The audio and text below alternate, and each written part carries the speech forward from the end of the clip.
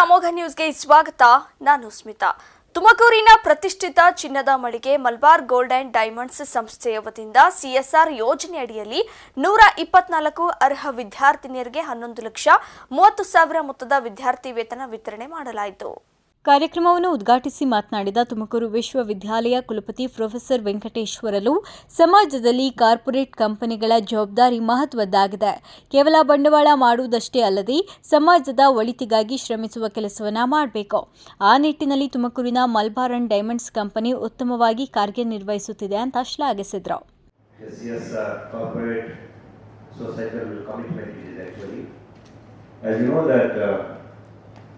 A lot of industries taking responsibility to contribute themselves for the societal needs. But since past 2-3 years, I've been attending these Malabar programs regularly, and they have covered almost all the areas, not only students. You see the very structure of the programs, it is really amazing. The poor people, the old age homes, Ajivane, all the concepts they have made appreciable. I congratulate the people behind it. All the angles are covering it. And similarly, your educational institutions contribution this year, 11.3 lakhs rupees they are giving in the form of scholarships. They are encouraging education and motivating the students to participate in these novel ideas. Education is one of the important field actually. If you cover education, health, society never expects anything free of cost. So, ನಂತರ ಮಾತನಾಡಿದ Malabar gold and diamonds ಕಂಪನಿಯ marketing head Prem Kumar, ರಾಜ್ಯದಿಂದ ಎಲ್ಲ ಸರ್ಕಾರಿ ಮತ್ತು ಅನುದಾನಿತ ಶಾಲೆಗಳಲ್ಲಿ ಪ್ರತಿಭಾವಂತ ವಿದ್ಯಾರ್ಥಿಗಳನ್ನು ಗುರುತಿಸಿ ಪ್ರತಿಭಾ ಪ್ರೋತ್ಸಾಹ ಮಾಡುವ ನಿಟ್ಟಿನಲ್ಲಿ ಅನುದಾನವನ್ನು ನೀಡಲಾಗ್ತಾ ಇದೆ. ಈ ಕಾರ್ಯ ಇನ್ನಷ್ಟು ಮುಂದುವರಿಯುತ್ತದೆ ಅಂತ ವಿಶ್ವಾಸ ವ್ಯಕ್ತಪಡಿಸಿದರು. ನಾವು ಜನವರಿ 5ನೇ ತಾರೀಕು 1999ರಂದು ಕೇರಳದ ಕ್ಯಾಲಿಕಟ್ನಲ್ಲಿ ಸ್ಥಾಪಿಸಿದೆವು. ನಮ್ಮ ಈ ಪ್ರಯಾಣ ಆರಂಭವಾದಾಗಿನಿಂದಲೂ ನಮ್ಮ ವಾರ್ಷಿಕ ವಹಿವಾಟಿನ ಲಾಭಾಂಶದ ಸುಮಾರು 5% ನಾವು ನಮ್ಮ ವಹಿವಾಟು ನಡೆಯುತ್ತಿರುವ ಪ್ರದೇಶಗಳಲ್ಲಿ ವಾಸಿಸುತ್ತಿರುವಂತಹ ಸ್ಥಳೀಯ ಸಮುದಾಯದ ಅಭಿವೃದ್ಧಿಗೆ, ಹಸಿವು ಮುಕ್ತ ಜಗತ್ತು ಯೋಜನೆ ಸೇರಿದಂತೆ ಮಹಿಳಾ ಸಬಲೀಕರಣ, ಆರೋಗ್ಯ ರಕ್ಷಣೆ, ವಸತಿ, ಪರಿಸರ ಕಾಳಜಿಗಳು ಮತ್ತು ಮಾನವೀಯ ನೆರವು ನೀಡುವುದರ ಮೂಲಕ ಹಿಂದುಳಿದ ದುರ್ಬಲರ ಶ್ರೇಯೋಭಿವೃದ್ಧಿಗೆ ಮೀಸಲಿಟ್ಟು ಅಗತ್ಯ ಯೋಜನೆಗಳ ಮೂಲಕ ಅವರನ್ನು ಸಶಕ್ತಗೊಳಿಸುವ ನಿಟ್ಟಿನಲ್ಲಿ ನಾವು ಒಂದು ಹೆಜ್ಜೆ ಇಟ್ಟಿದ್ದೇವೆ. ಅದೇ ರೀತಿ ಮುಖ್ಯವಾಗಿ ವಿದ್ಯಾರ್ಥಿಗಳಿಗೆ ವಿದ್ಯಾರ್ಥಿ ವೇತನ ಇದೇ ಮೇನ್ ಅಜೆಂಡಾ ಇವತ್ತಿನ ಕಾರ್ಯಕ್ರಮ ಸಂಬಂಧಪಟ್ಟಂತೆ. ಸೊ ಇದರಲ್ಲಿ ನಿಮಗೆ ಗೊತ್ತು, ಒಂದು ನಾಣ್ಣುಡಿ ಇದೆ, ಹೆಣ್ಣೊಂದು ಕಲಿತರೆ ಶಾಲೆಯೊಂದು ತೆರೆದಂತೆ ಎಂಬ ನಾಣ್ಣುಡಿಯಂತೆ ನಮ್ಮ ಕಾರ್ಪೊರೇಟ್ ಸೋಷಿಯಲ್ ರೆಸ್ಪಾನ್ಸಿಬಿಲಿಟಿ, ಸಾಮಾಜಿಕ ಕಳಕಳಿಯ ಸಾಮಾಜಿಕ ಬದ್ಧತೆ ಈ ವಿಭಾಗದಲ್ಲಿ ಮಹಿಳಾ ಸಬಲೀಕರಣದ ಯೋಜನೆ ಭಾಗವಾಗಿ ನಾವು ಭಾರತಾದ್ಯಂತ ಸರ್ಕಾರಿ ಹಾಗೂ ಸರ್ಕಾರಿ ಅನುದಾನಿತ ಕಾಲೇಜುಗಳಿಂದ ಅರ್ಹ ವಿದ್ಯಾರ್ಥಿನಿಯರುಗಳಿಗೆ only for the girl students ವಿದ್ಯಾರ್ಥಿ ವೇತನ ನೀಡುತ್ತಿದ್ದೇವೆ. ಅನೇಕ ಹೆಣ್ಣು ಮಕ್ಕಳು ತಮ್ಮ ಮನೆಯಲ್ಲಿ ಆರ್ಥಿಕ ತೊಂದರೆಗಳಿಂದ ತಮ್ಮ ಶಿಕ್ಷಣವನ್ನು ಮುಂದುವರಿಸಲು ಶಕ್ತರಾಗಿರುವುದಿಲ್ಲ ಅಥವಾ ಸಾಧ್ಯವಾಗಿರುವುದಿಲ್ಲ. ಇಂತಹ ಸಂದರ್ಭದಲ್ಲಿ ಈ ಯೋಜನೆಯು ಸಹಾಯ ಮಾಡುತ್ತದೆ ಅಂತ ನಾವು ಭಾವಿಸ್ತಾ ಈ ಯೋಜನೆ ನಾವು ಮಾಡ್ತಾ ಇದ್ದೀವಿ. ಅದೇ ರೀತಿ ಅರ್ಹತೆ ನಂತರ ಮಾತನಾಡಿದ ತುಮಕೂರು ವಿಶ್ವವಿದ್ಯಾಲಯದ ಕುಲಸಚಿವೆ ನಾಹಿದಾ ಜಂಜಂ, ಮಲಬಾರ್ ಅಂಡ್ ಡೈಮಂಡ್ಸ್ ಕಂಪನಿಯು ಸಾಮಾಜಿಕ ಕಳಕಳಿ ಹೊಂದಿದ್ದು ಪ್ರತಿಭಾನ್ವಿತ ವಿದ್ಯಾರ್ಥಿಗಳಿಗೆ ವಿದ್ಯಾರ್ಥಿ ವೇತನ ನೀಡುತ್ತಾ ಬಂದಿರುವುದರಿಂದ ಶಾಲೆ ಅರ್ಧಕ್ಕೆ ಮೊಟಕುಗೊಳಿಸುವ ಪದ್ಧತಿ ಕಡಿಮೆ ಆಗ್ತಾ ಇದೆ. ಅದರಿಂದ ಮಕ್ಕಳಲ್ಲಿ ಓದುವ ಸಾಧನೆ ಮಾಡುವ ಹಂಬಲ ಹೆಚ್ಚಾಗ್ತಾ ಇದೆ. ಹಾಗಾಗಿ Malabar gold and diamonds company ಈ ಕೆಲಸ ಮತ್ತಷ್ಟು ಮುಂದುವರಿಸಲಿ ಅಂತ ಆಶಿಸುತ್ತೇನೆ ಅಂತ ತಿಳಿಸಿದರು. ನೀಡ್ ಆಫ್ ದಿ ಹಾರ್ ಏನಿದೆ ಅದಕ್ಕೆ ಯೂಸ್ ಮಾಡ್ತಾ ಇದ್ದಾರೆ. ಒಂದು ವಿಮೆನ್ ಎಂಪವರ್ಮೆಂಟ್ ಆಗಿರ್ಬೋದು, ಅಥವಾ ಝೀರೋ ಹಂಗರ್ಗೋಸ್ಕರ ಆಗಿರ್ಬೋದು, ಓಲ್ಡ್ ಏಜ್ ಹೋಮ್ಸ್ ಆಗಿರ್ಬೋದು, ಸ್ಟೂಡೆಂಟ್ ಸ್ಕಾಲರ್ಶಿಪ್ ಆಗಿರ್ಬೋದು. ಯಾಕೆ ಅಂತಂದ್ರೆ ಇದು ಬರೀ ಸಸ್ಟೈನಬಲ್ ಡೆವಲಪ್ಮೆಂಟ್ ಗೋಲ್ಸ್ ಮಾತ್ರ ಮೀಟ್ ಮಾಡ್ತಾ ಇಲ್ಲ. ಝೀರೋ ಹಂಗರ್, ವಿಮೆನ್ ಎಂಪವರ್ಮೆಂಟ್ ಅದು ಮಾತ್ರ ಮೀಟ್ ಮಾಡ್ತಾ ಇಲ್ಲ. ಇಂಡೈರೆಕ್ಟ್ ಆಗಿ ಇದು ಬೇರೆ ಸೈಕಲ್ಗೂ ಚೈನ್ ಲಿಂಕ್ ಆಗ್ತಾ ಇದೆ. ಸ್ಟೂಡೆಂಟ್ಸ್ ಸ್ಕಾಲರ್ಶಿಪ್ ಕೊಡೋದ್ರಿಂದ ಸ್ಟೂಡೆಂಟ್ಸ್ ಡ್ರಾಪ್ ಔಟ್ ಕಡಿಮೆ ಆಗ್ತಾರೆ. ಅದರಿಂದ ಅರ್ಲಿ ಚೈಲ್ಡ್ ಮ್ಯಾರೇಜ್ ಕಡಿಮೆ ಆಗುತ್ತೆ. ಇನ್ನು ಬೀದಿ ಬದಿ ಯಾರಿದ್ದಾರೆ ಅವ್ರಿಗೆಲ್ಲ ಆಶ್ರಯ ನೀಡೋದ್ರಿಂದ ಸೋಷಿಯಲ್ ಇವಿಲ್ ಆಕ್ಟಿವಿಟೀಸ್ ಕಡಿಮೆ ಆಗುತ್ತೆ, ಆಂಟಿ ಸೋಷಿಯಲ್ ಎಲಿಮೆಂಟ್ಸ್ ಕಡಿಮೆ ಆಗುತ್ತೆ, ಲಾ ಅಂಡ್ ಆರ್ಡರ್ ಇಶ್ಯೂಸ್ ಕಡಿಮೆ ಆಗುತ್ತೆ. ಇನ್ನು ಓಲ್ಡ್ ಏಜ್ ಹೋಮ್ಸ್ ಅದರಿಂದ ಏನಾಗ್ತಿದೆ ಅಂತ ಅಂದ್ರೆ ಅದು ಆಕ್ಚುಲಿ ನೀಡ್ ಆಫ್ ದಿ ಹಾರ್. ಅವರು ಅವರ ಒಂದು ಅರ್ನಿಂಗ್ ಪೀರಿಯಡ್ ಅಲ್ಲಿ ಯೂತ್ ಲೈಫ್ ಅಲ್ಲಿ ಸಮಾಜಕ್ಕೆ ತುಂಬಾ ಸೋಷಿಯಲಿ, ಫಿಸಿಕಲಿ, ಎಕನಾಮಿಕಲಿ ತುಂಬಾ ಅವ್ರು ಕಾಂಟ್ರಿಬ್ಯೂಟ್ ಮಾಡಿರ್ತಾರೆ. It's our duty. ಯಾರು ಯೂತ್ ಪಾಪ್ಯುಲೇಷನ್, ಅರ್ನಿಂಗ್ ಪಾಪ್ಯುಲೇಷನ್ ಯಾರು ಇರ್ತಾರೆ ಅವ್ರ ಡ್ಯೂಟಿ ಜೆರಿಯಾಟ್ರಿಕ್ಸ್ ಅಂದ್ರೆ ಮಕ್ಕಳು, ಮತ್ತೆ ಜೆರಿಯಾಟ್ರಿಕ್ಸ್ ಅಂದ್ರೆ ಏಜ್ ಓಲ್ಡ್, ಅವರಿಬ್ಬರಿಗೂ ನೋಡ್ಕೊಳ್ಳೋದು ನಮ್ಮ ಕರ್ತವ್ಯ ಆಗಿರುತ್ತೆ ಎಕನಾಮಿಕ್ ಡೆವಲಪ್ಮೆಂಟ್ ಅಲ್ಲಿ. ಸೊ ಅದಕ್ಕೆಲ್ಲ ಕಾಂಟ್ರಿಬ್ಯೂಟ್ ಮಾಡ್ತಾ ಇದ್ದಾರೆ. ಸೊ ಹೆಚ್ಚುವರಿ ಪೊಲೀಸ್ ವರಿಷ್ಠಾಧಿಕಾರಿ ಮರಿಯಪ್ಪ ಮಾತನಾಡಿ, ಮಲಬಾರ್ ಗೋಲ್ಡನ್ ಡೈಮಂಡ್ಸ್ ಕಂಪನಿ ಪ್ರತಿಭಾನ್ವಿತ ವಿದ್ಯಾರ್ಥಿಗಳಿಗೆ ವಿದ್ಯಾರ್ಥಿ ವೇತನ ನೀಡುತ್ತಾ ಬಂದಿದ್ದು, ಅವರ ಗುರಿ ಮತ್ತು ಶಾಲೆಯನ್ನು ಅರ್ಧಕ್ಕೆ ಬಿಟ್ಟಂತಹ ಹಾಗೂ ಹಿಂದುಳಿದ ಬಡತನದ ವಿದ್ಯಾರ್ಥಿಗಳಿಗೆ ಈ ವಿದ್ಯಾರ್ಥಿ ವೇತನ ಬಳಕೆಗೆ ಬರುವಂತೆ ಗುರಿ ಸಾಧಿಸಬೇಕು ಅಂತ ಅಭಿಪ್ರಾಯ ವ್ಯಕ್ತಪಡಿಸಿದರು. ಇವತ್ತೇನು ತಾವೆಲ್ಲರೂ ವಿದ್ಯಾರ್ಥಿಗಳು ಬಂದಿದ್ದೀರಾ, ತಾವುಗಳ ಮುಂದಿನ ಈ ಒಂದು ಸಮಾಜದಲ್ಲಿ ಒಂದು ಉತ್ತಮ ಸತ್ಪ್ರಜೆಯಾಗಿ ರೂಪುಗೊಳ್ಳಲಿಕ್ಕೆ ತಮಗೆ ಅವರು ಆರ್ಥಿಕವಾಗಿ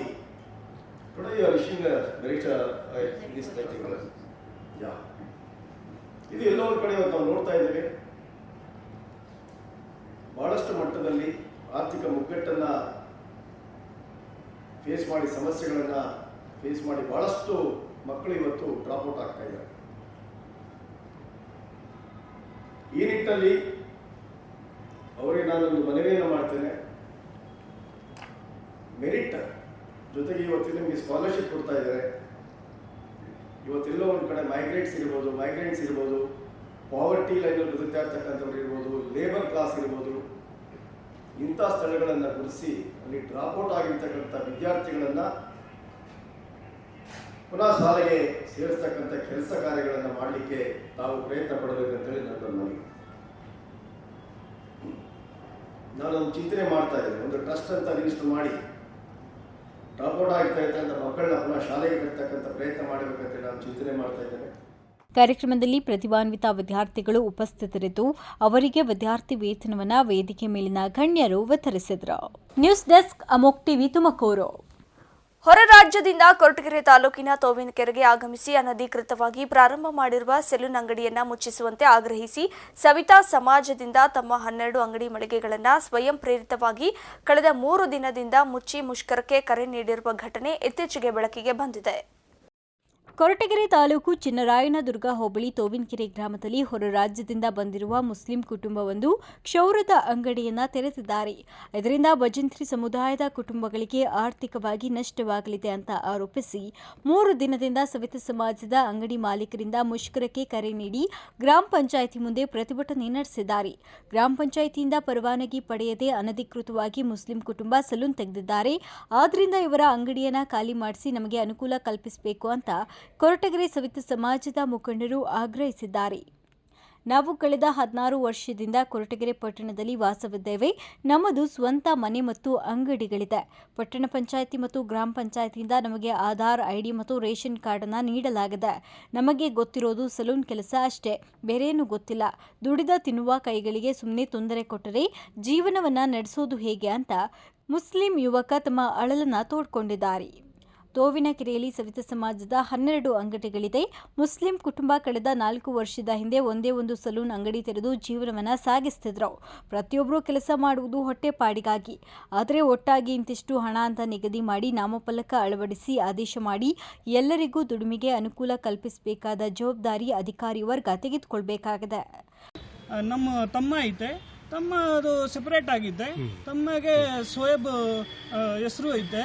ಅದಕ್ಕೆ ಅಲ್ಲಿಗೆ ಬಿ ಜಾಸ್ತಿ ಏನು ಹೇಳ್ತಾರೆ, ಏನು ಪ್ರಾಬ್ಲಮ್ಮು ಸರ್? ಅದು ಪ್ರಾಬ್ಲಮ್ ಐತೆ.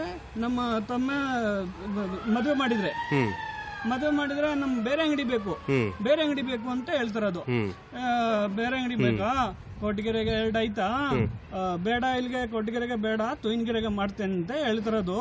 ಇದಕ್ಕೆ ತೊಯಿನಗೆರೆಗೆ ನಮ್ಮ ತಮ್ಮ ಮದುವೆ ಆಗಿತ್ತೆ, ವೈಫ್ ಆಗಿತ್ತೆ, ಇದು ಮನೆಗೆ ಸ್ವಲ್ಪ ಹಂಗಂಗೆ ಹೇಳ್ತಾರದು ವೈಫು. ಇದಕ್ಕೆ ನಮ್ದು ಸಪ್ರೇಟ್ ಮಾಡಿದ್ರೆ ಅಲ್ಲಿ ಕೆಲಸ ಮಾಡ್ತಾರೆ. ಗಲಾಟೆ ಆಗಿರೋದು ಈಗ ಸರ್ ಅಲ್ಲಿ ನಮ್ಮ 6 ವರ್ಷ ಆಗಿದೆ. 6 ವರ್ಷ ಆಮೇಲೆ ನಮ್ದು ಈಗ ನಿನಗೂ ಇದೈತೆ, ಬಾಂಗ್ಲಾದೇಶ ಐತೆ ಅಂತ ಹೇಳ್ತಾರದು. ನಮ್ದು ಬಾಂಗ್ಲಾದೇಶ ಏನಕ್ಕೆ, ನಮ್ಮ UP ಐತೆ, ನಮ್ಮ TC ಐತೆ, ಎಲ್ಲ ಬೇಕು ಅಂತ ಕೊಡ್ತೀನಿ. ಎಲ್ಲ ಬೇಕಂತ ಕೊಡ್ತೀನಿ. ನಮ್ಮದು ಎಲ್ಲ ಪ್ರೂಫ್ ಐತೆ. ನಮ್ಮ ಬೇರೆ ಇದು ಇಲ್ಲ, ನಮ್ಮದು ಒಂದೇ ಇಲ್ಲ. ಇಲ್ಲೇ ಕರ್ನಾಟಕ ಎಷ್ಟು ಜನ 500 ಅಂಗಡಿ ಐತೆ. ಕರ್ನಾಟಕಕ್ಕೆ 500 ಅಂಗಡಿ ಐತೆ. ಕೆಲಸ ಮಾಡಿದ್ರೆ ಕೆಲಸ ಮಾಡಿದ್ರೆ ಹೊಟ್ಟೆಗೆ ಹೋಗ್ತಿರೋದು, ಹೊಟ್ಟೆ ಮಾಡಿದ್ರೆ ಅದು ಅಷ್ಟೇ ಅಣ್ಣ. ಏನು ನಮ್ಮದು ಬಿಲ್ಡಿಂಗ್ ಅದು ದುಡ್ಡು ಹಂಗೆ ಮಾಡಿದ್ರ ದುಡ್ಡು ಕಮ್ಮಿ ತಗೊಂತೀರಾ ನೀವು? ಕಮ್ಮಿ ಇಲ್ಲ ಸರ್, ನಮ್ದು ದುಡ್ಡು 10 ರೂಪಾಯಿ ಕಮ್ಮಿ. ಬಟ್ ಬೇರೆ ನೀನು 10 ರೂಪಾಯಿ ಕಮ್ಮಿ ತಳಿಯೋದು, ನೀವು ಹಂಗೆ ಮಾಡಿದ್ರದು, ನೀನು ಹಂಗೆ ಹೇಳ್ತಿರೋದು. ಯಾರು ಹೇಳ್ತಾರೆ? ಇದು ಬೇರೆ ಸೆಲೂನ್ ಹೇಳಿದಿರೋದು. ನಮ್ದು ಜಾಸ್ತಿ ಇದು ಫೋರ್ಸ್ ಮಾಡಿದಿರೋದು. ಇದಕ್ಕೆ ಸರ್ ನಮ್ದು ಜಾಸ್ತಿ ತಗೊಳ್ಳಿ ಅಂತ ಫೋರ್ಸ್ ಮಾಡ್ತಾರೆ. ಫೋರ್ಸ್ ನೀನು 250 ರೂಪಾಯಿ ಕಟ್ಟಿಂಗ್ ಶೇವಿಂಗ್ ಹಾಕು, ನೀನು ಬಣ್ಣಗೆ 200 ರೂಪಾಯಿ ಹಾಕು, ಫೇಸ್ ವಾಶ್ಗೆ 1000 ಹಾಕು ಅಂತ ಹೇಳ್ತಾರದ ಸರ್. ಸರ್ ಎಲ್ಲ ಅಲ್ಲಿಗೆ ಜನ ಐತೆ. ಇದು ಕೆಲಸ ಮಾಡಿದ್ರೆ ಹಳ್ಳಿ ಜನ ಐತೆ. ಕೆಲಸ ಮಾಡಿದ್ರೆ ಇದು ಗಾರೆ ಕೆಲಸ ಮಾಡಿದ್ರೆ ಯಾವುದು ಯಾನ್ ಸರ್ 1,000 ಯಾವ್ದು ಕೊಡ್ತಾರೆ ಸರ್? 200-250 ಯಾವ್ದು ಕೊಡ್ತಾರೆ ಸರ್? ಏನಿಗೆ ಕೊಡಲ್ಲ. ನಮ್ದು ಸ್ವಲ್ಪ 10 ರೂಪಾಯಿ ಕಮ್ಮಿ ಮಾಡಿದ್ರೆ ಇದಕ್ಕೆ ನಮ್ದು ಜಾಸ್ತಿ ಫೋರ್ಸ್ ಮಾಡಿದ್ರೆ ಇದಕ್ಕೆ ನಮ್ದು ಹಂಗೆ ಹೇಳ್ತಾರೆ. ಮಾಡೋದಕ್ಕೆ ಬಂದಾಗ ತಡೆ ಹಿಡಿದು ಸ್ಟೇಷನಲ್ಲಿ ಕಂಪ್ಲೇಂಟ್ ಆಗಿ ಚೇತನ್ ಸರ್ ಮುಂಭಾಗದಲ್ಲಿ ನಾವು ಮಾತುಕತೆ ನಡೆಸಿ ಆ ದಿನ ಹೊಸ ಅಂಗಡಿ ಮಾಡೋದಕ್ಕೆ ನಾವು ಬಿಡಲಿಲ್ಲ. ಈ ಹಳೆ ಅಂಗಡಿಗೂ ಸಹ 6 ತಿಂಗಳು ಟೈಮ್ ಕೊಟ್ಟಿದ್ರು ಖಾಲಿ ಮಾಡೋದಕ್ಕೆ. ಆದರೆ ಅನ್ಯೂನ್ಯತೆಯಿಂದ ಏನೋ ನಡೆಸ್ಕೊಂಡು ಹೋಗ್ತಾಯಿದ್ರು. ನಮ್ಮ ಹುಡುಗರು ಹೋಗ್ಲಿ ನಾವು ತುಂಬ ವರ್ಷದಿಂದ ಇದ್ದಾನೆ ಬಿಡಿ ಅಣ್ಣ ಅಂತ ಹೇಳ್ಬಿಟ್ಟು ಸುಮ್ಮನಿಸಿದ್ರು. ಆದರೆ ಆತ ಇವಾಗ ಬಂದ್ಬಿಟ್ಟು ಹೊಸದಾಗಿ ದೊಡ್ಡದಾಗಿ ಅಂಗಡಿ ಮಾಡ್ಕೊಂಡು ಇನ್ನೂ ಒಂದು 4-5 ಜನ ಚೇರ್ಗಳನ್ನ ಹಾಕ್ಕೊಂಡು 4-5 ಜನನ ಕೆಲಸಗಾರನ ಇಟ್ಕೊಂಡು ಕೆಲಸ ಮಾಡೋಕ್ಕೆ ಮುಂದಾಗಿದ್ದಾನೆ. ಆ ಥರ ಕೆಲಸ ಮಾಡಿದ್ರೆ ನಮ್ಮ ಹುಡುಗರು ಎಲ್ಲೋಗ್ಬೇಕು? ಹಾಗಾಗಿ ಈ ದಿನ ಎಲ್ಲ ಒಗ್ಗಟ್ಟಾಗಿ ನಾವು ಈ ಒಂದು ಅಂಗಡಿನ ತೆರವು ಮಾಡಬೇಕು ಅಂತ ಹೇಳ್ಬಿಟ್ಟು ಒಗ್ಗಟ್ಟಾಗಿ ಬಂದಿದ್ದೀವಿ. ಮುಂದೆ ಏನಾಗುತ್ತೆ ಅನ್ನೋದನ್ನು ನಾವು ನಮ್ಮೆಲ್ಲ ಜನ ಮುಂದೆ ನೋಡಬೇಕಾಗುತ್ತೆ. ಯಾಕೆ ನಿಮಗೂ ಅವ್ರಿಗೂ ಏನು ಸಮಸ್ಯೆ ಏನಾಗಿದೆ? ಸಮಸ್ಯೆ ಏನಾಗಿಲ್ಲ.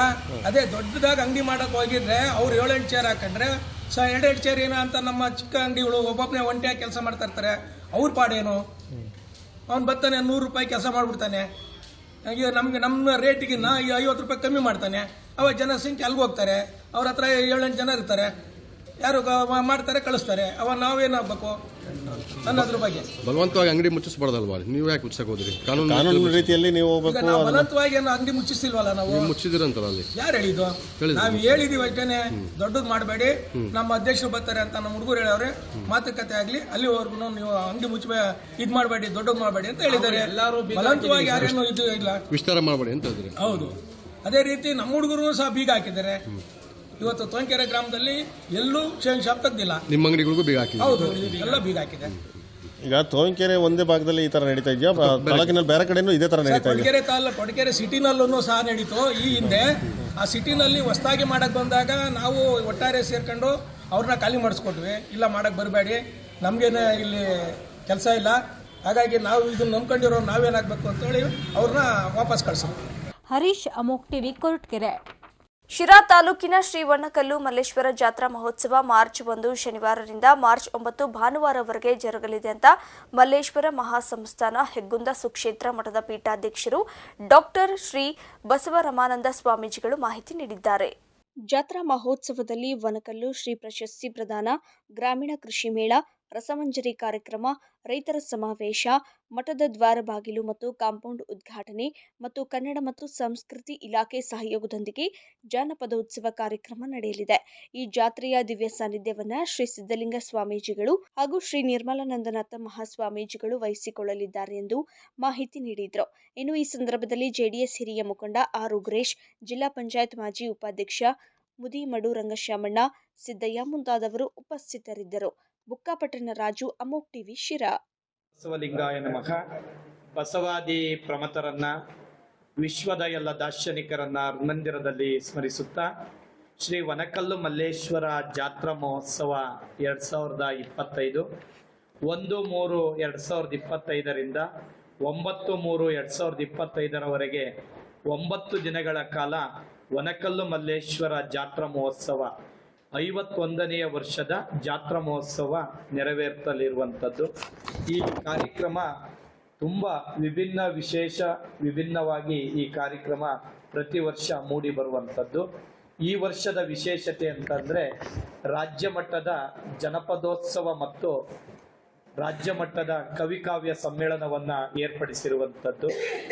1/3/2025ರಿಂದ 7/3/2025ರವರೆಗೆ ಕ್ರಿಕೆಟು, ವಾಲಿಬಾಲು, ಫುಟ್ಬಾಲು ಮತ್ತು ಮಕ್ಕಳಿಗೆ ಕ್ರೀಡೆಗೆ ಸಂಬಂಧಿಸಿದಂತಹ ಕಾರ್ಯಕ್ರಮಗಳು ಜರುಗುವಂಥದ್ದು. ಇದರ ಜೊತೆಗೆ 4 ದಿನಗಳ ಕಾಲ ಬೃಹತ್ ದನಗಳ ಜಾತ್ರೆ ನೆರವೇರುವಂಥದ್ದು. ಉತ್ತಮವಾದಂತಹ ದನಗಳು ಅಲ್ಲಿಗೆ ಸೇರುವಂಥದ್ದು. ಕನ್ನಡ ನಾಡಿನ ತಳಿಗಳಾಗಿರುವಂತಹ ಅಮೃತ ಮಾಲ್ ಮತ್ತು ಹಳ್ಳಿಕಾರು ಹೆಚ್ಚಿನ ಸಂಖ್ಯೆಯಲ್ಲಿ ದನಗಳು ಸೇರುವಂಥದ್ದು. ಈ ಕಾರ್ಯಕ್ರಮದಲ್ಲಿ ಎಲ್ಲ ರೈತಾಪಿ ವರ್ಗದವರು ಭಾಗವಹಿಸಬೇಕಾಗಿರುವಂಥದ್ದು. ಇದರ ಜೊತೆಗೆ ರೈತರ ಸಮಾವೇಶವೂ ಸಹ ಜರುಗಲಿರುವಂಥದ್ದು. ಮದುವೆ ಪ್ರೀ ವೆಡ್ಡಿಂಗ್ ಶೂಟ್ಗಂತ ಹೋದಂತ ಸಂದರ್ಭದಲ್ಲಿ ವಿಡಿಯೋಗ್ರಾಫರ್ನ ಕ್ಯಾಮೆರಾಗಳು ಕಳ್ಳತನ ಆಗಿರುವ ಘಟನೆ ವಿಜಯನಗರ ಜಿಲ್ಲೆಯ ಮರಿಯಮ್ಮನಹಳ್ಳಿಯಲ್ಲಿ ನಡೆದಿದೆ. ರಾಯಚೂರು ಜಿಲ್ಲೆಯ ಮಾನ್ವಿ ಪಟ್ಟಣದಲ್ಲಿ ಸುದ್ದಿಗಾರರೊಂದಿಗೆ ಮಾತನಾಡಿ ಫೆಬ್ರವರಿ 11ರಂದು ಗುಂಡಾ ಫಾರೆಸ್ಟ್ ಬಳಿ ಪ್ರೀ ವೆಡ್ಡಿಂಗ್ ಶೂಟಿಂಗ್ ಮಾಡಲು ತೆರಳಲಾಗಿತ್ತು. ಅಲ್ಲಿ ಶೂಟಿಂಗ್ ಮಾಡಿದ ನಂತರ 4 ಲಕ್ಷ ಮೌಲ್ಯದ ವಿಡಿಯೋ ಕ್ಯಾಮೆರಾವನ್ನ ಕಾರಲ್ಲಿ ಇಡಲಾಗಿತ್ತು.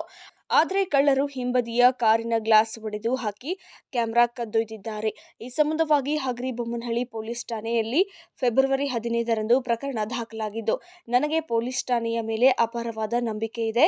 ಹೀಗಾಗಿ ಕಳ್ಳರಿಗೆ ತಕ್ಕ ಶಿಕ್ಷೆ ನೀಡುವ ಮೂಲಕ ನನ್ನ ಕ್ಯಾಮೆರಾ ಹಿಂತಿರುಗಿಸಿ ಕೊಡಬೇಕು ಅಂತ ಹಗರಿಬೊಮ್ಮನಹಳ್ಳಿಯ ಪೊಲೀಸ್ ಸಿಬ್ಬಂದಿಗಳಲ್ಲಿ ಮನವಿ ಮಾಡಿದ್ದಾರೆ. ಶಫೀಕ್ ಹುಸೇನ್, ಅಮೋಕ್ ಟಿವಿ, ಮಾನ್ವಿ. ನನ್ನ ಹೆಸರು ಹುಮಾಯೂನ್ ಸರ್. ಏನು ಸಮಸ್ಯೆ ಆಗಿದೆ ನಿಮ್ಮದು? ಸರ್, ನಾವು 11ನೇ ತಾರೀಕು ಹೊಸಪೇಟೆಗೆ ಪ್ರೀ ವೆಡ್ಡಿಂಗ್ ಶೂಟ್ ಹೋದಾಗ ಅಲ್ಲಿ ಗುಂಡಾ ಫಾರೆಸ್ಟ್ ಅಂದರೆ ಹೊಸಪೇಟೆ ಟನಲ್ ಆದಮೇಲೆ ಗುಂಡಾ ಫಾರೆಸ್ಟ್ ಅಂತ ಒಂದು ಲೊಕೇಶನ್ ಬರುತ್ತೆ, ಬ್ಯಾಕ್ ವಾಟರ್. ಅಲ್ಲಿ ನಾವು ಸರ್ವಿಸ್ ರೋಡಿಗೆ ಅಲ್ಲಿ ಕಾರ್ ಪಾರ್ಕ್ ಮಾಡಿಬಿಟ್ಟು ಕ್ಲೈಂಟ್ಸ್ ಕಸ್ಟಮರ್ಸ್ ಕರ್ಕೊಂಡು ಶೂಟ್ ಮಾಡ್ಬೇಕಂತ ಒಳಗಡೆ ಸ್ವಲ್ಪ ಮುಂದೆ ಹೋಗಿದ್ವಿ. ಅಲ್ಲಿ ಒಂದು ಅರ್ಧ ಗಂಟೆ ಆದಮೇಲೆ ಒಂದು ಅರ್ಧ ಗಂಟೆ ಶೂಟ್ ಆಗೋ ಥರ ಮಾಡಿದ್ದೀವಿ.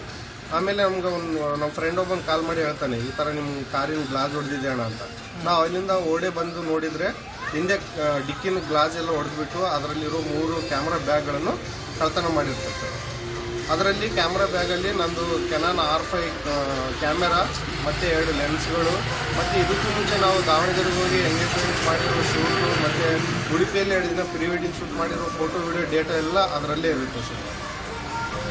ಅಲ್ಲ ಸರ್, ಏನಂತಂದರೆ ಈ ರೀತಿಯಾಗಿ ಆಗಿದ ಮೇಲೆ ಏನಾದ್ರು ತಾವು ಪ್ರಕರಣ ದಾಖಲಿಸಿರಾ? ಇದು ಆದಮೇಲೆ ಒಂದು 3 ದಿನ ನಾವು ಅಲ್ಲೇ ಆದ ತಕ್ಷಣವೇ 112ಗೆ ಫೋನ್ ಮಾಡಿದ ಮೇಲೆ ಅವ್ರು ಬಂದು ಮರಿಯಮ್ಮನಹಳ್ಳಿ ಪೊಲೀಸ್ ಸ್ಟೇಷನ್ ಕರ್ಕೊಂಡು ಹೋಗಿದ್ರು.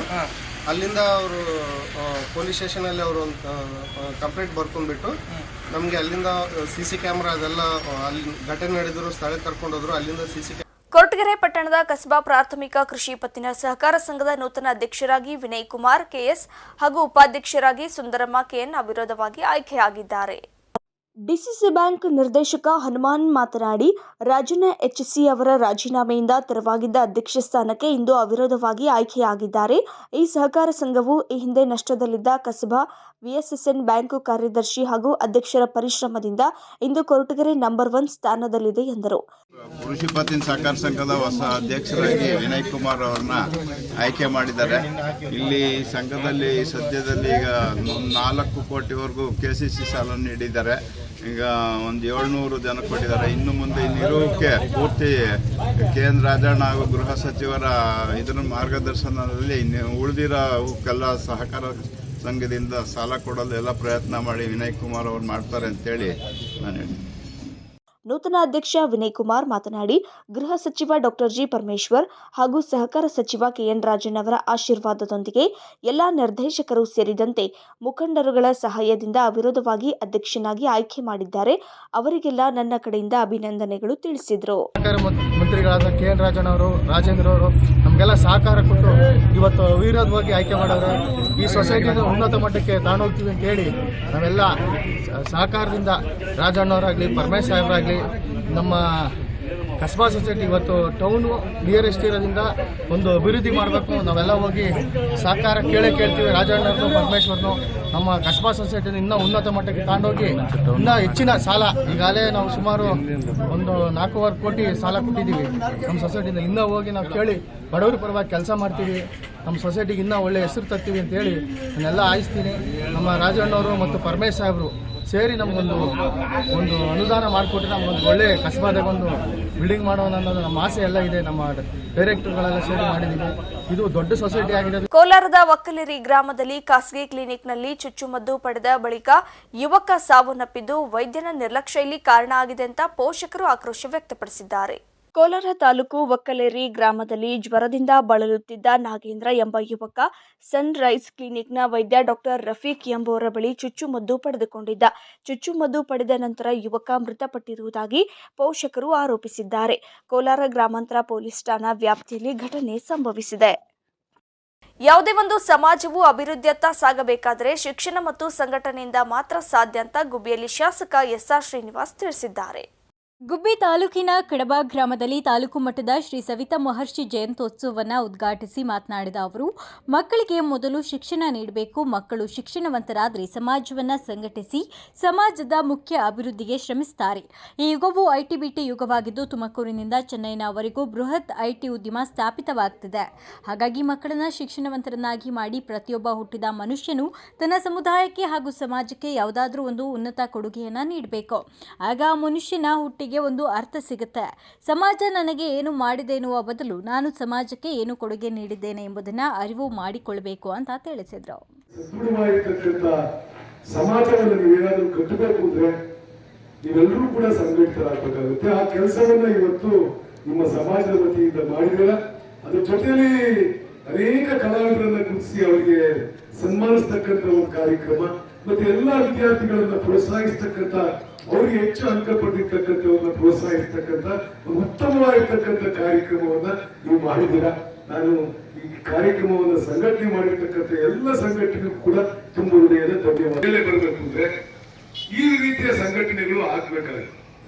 ಎಲ್ಲಿ ನಿಮ್ಮಲ್ಲಿ ಸಂಘಟನೆ ಇರುವೋ ಅಲ್ಲಿ ನಿಮ್ಮ ಸಮಾಜ ಬೆಳಲಿಕ್ಕೆ ಸಾಧ್ಯ ಆಗಲ್ಲ. ನಾವ್ ಯಾರು ನಿಮ್ ಕಡೆ ತಿರುಗಿ ನೋಡಲ್ಲ. ನಿಮ್ಮನ್ನೆಲ್ಲ ಇಷ್ಟೊತ್ತರ ಜನ ಹೋಗಿ ನೋಡಿದ್ಮೇಲೆ ನೀವು ಯಾರು ಬಂದ್ರೂ ಏನಾದ್ರು ಸಹಾಯ ಮಾಡಲೇಬೇಕಪ್ಪ ಇವರಿಗೆ, ಇವರೆಲ್ಲ ಒಗ್ಗಟ್ಟಾಗವರಿಂದ ಭಯ ನಮ್ಮಂತ ರಾಜಕಾರಣಿ ಶುರುವಾಗಿದೆ. ನೀವೇನು ಕೇಳಿದ್ರಿ ಎಲ್ಲೋ. ಸವಿತಾ ಸಮಾಜದ ತಾಲೂಕು ಅಧ್ಯಕ್ಷ ಲಕ್ಷ್ಮೀನಾರಾಯಣ್ ಮಾತನಾಡಿ, ಸವಿತಾ ಸಮಾಜವು ಒಂದು ಚಿಕ್ಕ ಸಮುದಾಯವಾಗಿದ್ದು ಈ ಸಮಾಜದ ಶ್ರೇಯೋಭಿವೃದ್ಧಿಗೆ ಹಾಗೂ ಈ ಸಮಾಜದ ಕಷ್ಟ ಕಾರ್ಪಣ್ಯಗಳನ್ನು ಆಲಿಸಿ ಸಮಾಜದ ಮುನ್ನೆಲೆಗೆ ಕರೆತರುವ ಪ್ರಯತ್ನ ಮಾಡ್ತಾ ಇರುವಂತಹ ಶಾಸಕ ಎಸ್ಆರ್ ಶ್ರೀನಿವಾಸ್ ಅವರಿಗೆ ನಮ್ಮ ಸಮುದಾಯವು ಸದಾ ಬೆಂಬಲವಾಗಿರ್ತೇವೆ ಅಂತ ತಿಳಿಸಿದರು. ಏನೇ ಒಂದು ಸಣ್ಣದೊಂದು ಉಪಯೋಗ ಅಂತ ಪಡೆಯಕ್ಕಾಗಲಿಲ್ಲ. ಇವತ್ತು ನಿಜವಾಗ್ಲೂ ನಾವು ವಾಸಣ್ಣವ್ರನ್ನ ನೆನೆಸ್ಕೋಬೇಕಾಗತ್ತೆ. ನಾವು ಇವತ್ತ ಅವ್ರ ಹಿಂದೆ ನಾವು ಮುಂದೆ ಹೋಗಿ ಅವ್ರ ಮುಂದೆ ನಾವು ಯಾವಾಗಲೂ ಇರ್ತೀವಿ ಅಂತ ಒಂದು ಪ್ರತಿಜ್ಞೆಯನ್ನು ಸುತ್ತ ನಾವು ಮಾಡ್ಬೇಕು ಅನ್ನೋ ನಾನೊಂದು ಅವಕಾಶ ಕೇಳ್ಕೊಳ್ತಿದ್ದೀನಿ. ನಮ್ಮ ಸವಿತಾ ಬಂಧುಗಳಲ್ಲಿ ಇವತ್ತಿನ ದಿನ ಬೆಳ್ಳಕ್ಕೆ ಎಷ್ಟು ಜನಸಂಖ್ಯೆ ಇದೀವಿ, ನಮಗೆ ಬಹಳ ನೋವಿರುತ್ತೆ, ಬಹಳ ತೊಂದರೆ ಕೂಡ ಇರುತ್ತೆ. ಎಲ್ಲಾರ ಒಂದು ನಮ್ಗೆ ಕಾಲಾವಕಾಶ ಜಾಗ ಆಗ್ಬೋದು. ಒಂದು ಸವಿತಾ ಬಂಧುಗಳಿಗೆ ಯಾವ ಊರಿಗೆ ಹೋದ್ರು ಯಾವುದೇ ಒಂದು ಸವಿತಾ ಸಮಾಜದ ಕಟ್ಟಡವಾಗಲಿ ಒಂದು ಯಾವುದೇ ಒಂದು ಸೌಕರ್ಯ ಇಲ್ಲ.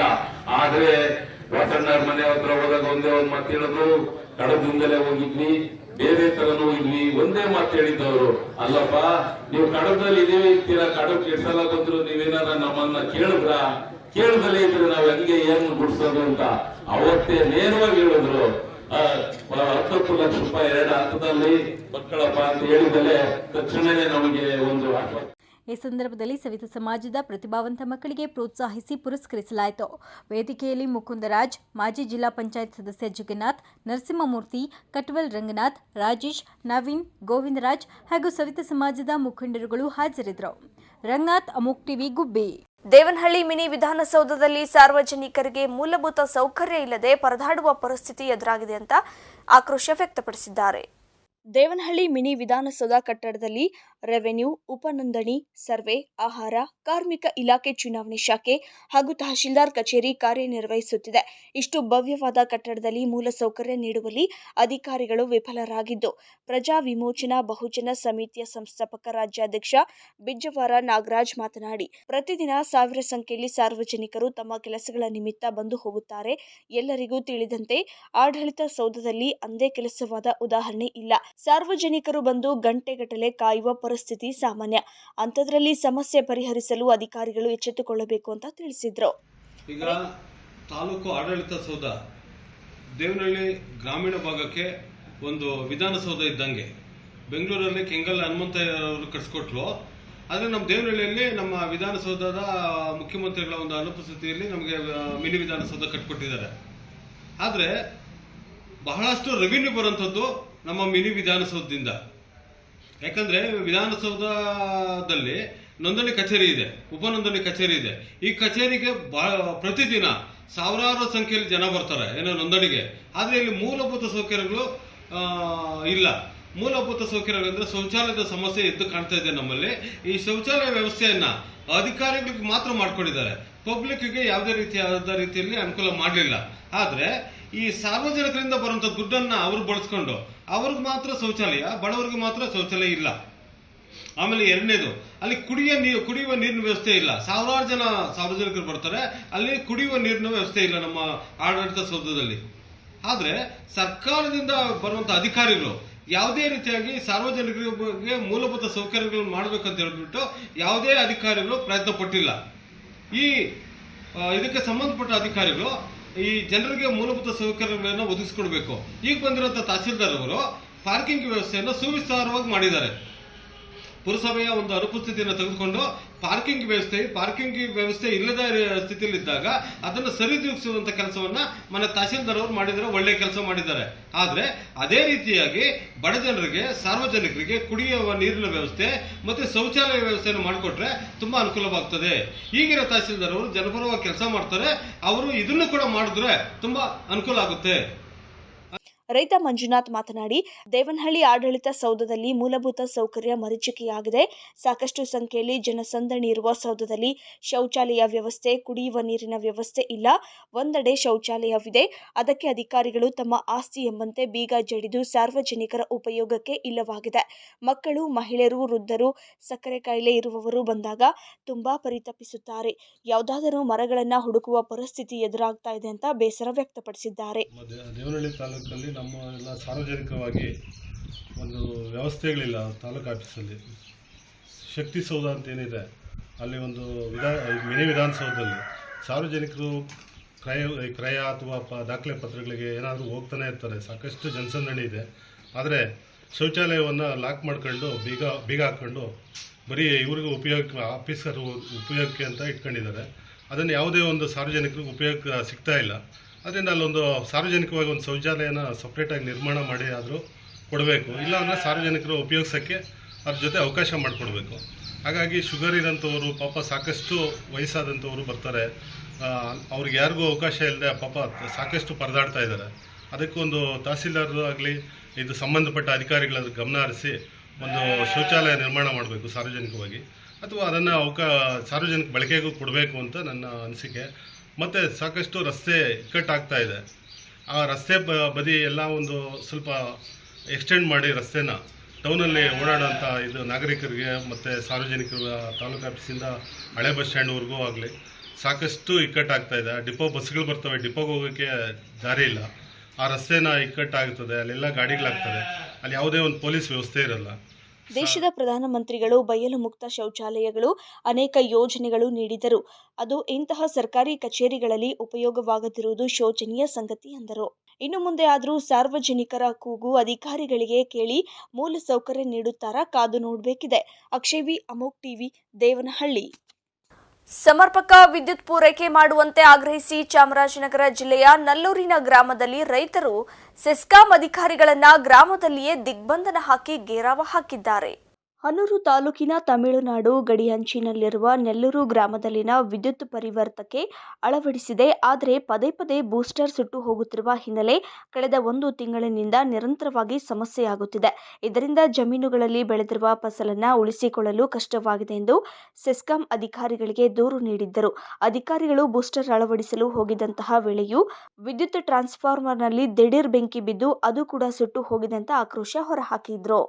ಈ ವೇಳೆ ರೊಚ್ಚಿಗೆದ್ದ ಗ್ರಾಮಸ್ಥರು ಹಾಗೂ ರೈತರು ರಾಮಪುರ ಉಪಕೇಂದ್ರದ ಜೈ ನವೀನ್, ಪವರ್ ಮ್ಯಾನ್ಗಳಾದ ರಾಜಶೇಖರ್ ನಾಯಕ್, ರಮೇಶ್ ಮಡಿವಾಳ್, ಕುಮಾರ್ ಗ್ರಾಮದಲ್ಲಿಯೇ ದಿಗ್ಬಂಧನ ವಿಧಿಸಿ ಹಿರಿಯ ಅಧಿಕಾರಿಗಳು ಸ್ಥಳಕ್ಕೆ ಬರುವವರೆಗೂ ನಿಮ್ಮನ್ನ ಬಿಡುವುದಿಲ್ಲ ಅಂತ ಪಟ್ಟು ಹಿಡಿದು ಆಕ್ರೋಶ ವ್ಯಕ್ತಪಡಿಸಿದ್ದಾರೆ. ಶಿವಕುಮಾರ್, ಅಮೋಕ್ ಟಿವಿ, ಚಾಮರಾಜನಗರ.